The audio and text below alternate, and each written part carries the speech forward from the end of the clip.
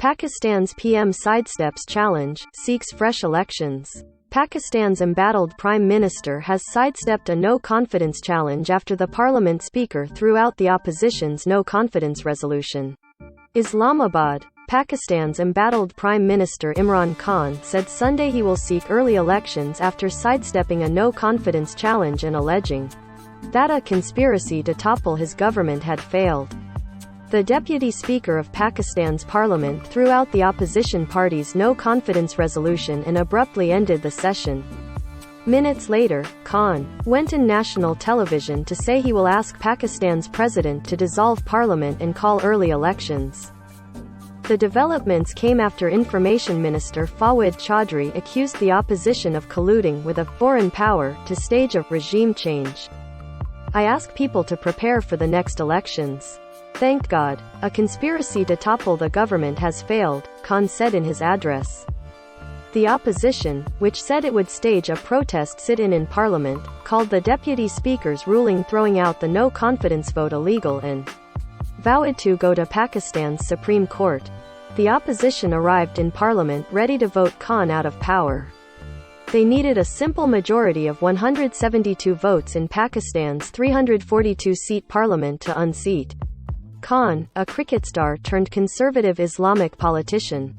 Khan's small but key coalition partners along with 17 of his own party members joined the opposition to oust them. The no-confidence vote had been expected some time after Parliament convened Sunday, but parliamentary rules allow for 3 to 7 days of debate. The opposition had said it has the numbers for an immediate vote. Giant metal containers blocked roads and entrances to the capital's diplomatic enclave and to Parliament and other sensitive government installations in the capital. A defiant Khan called for supporters to stage demonstrations countrywide to protest the vote. Khan has accused the opposition of being in cahoots with the United States to unseat him, saying America wants him gone over his foreign policy choices that often favor China and Russia.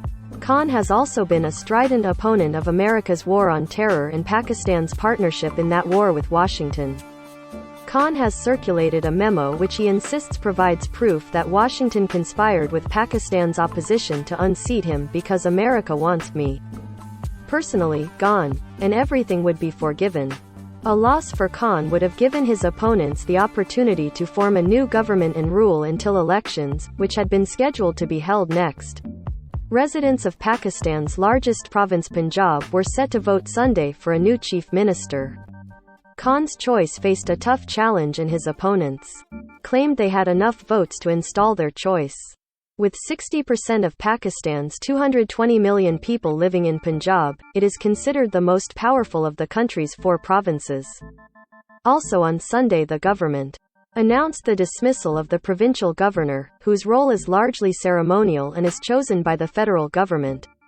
But it further deepened the political turmoil in Pakistan. Pakistan's main opposition parties, whose ideologies span the spectrum from left to right to radically religious, have been rallying for Khan's ouster almost since he was elected in 2018. Khan's win was mired in controversy amid widespread accusations that Pakistan's powerful army helped his Pakistan Tehreek-e-Insaf Justice Party to victory. Asfandyar Mir, a senior expert with the Washington-based U.S. Institute of Peace, said the military's involvement in the 2018 polls undermined Khan's legitimacy.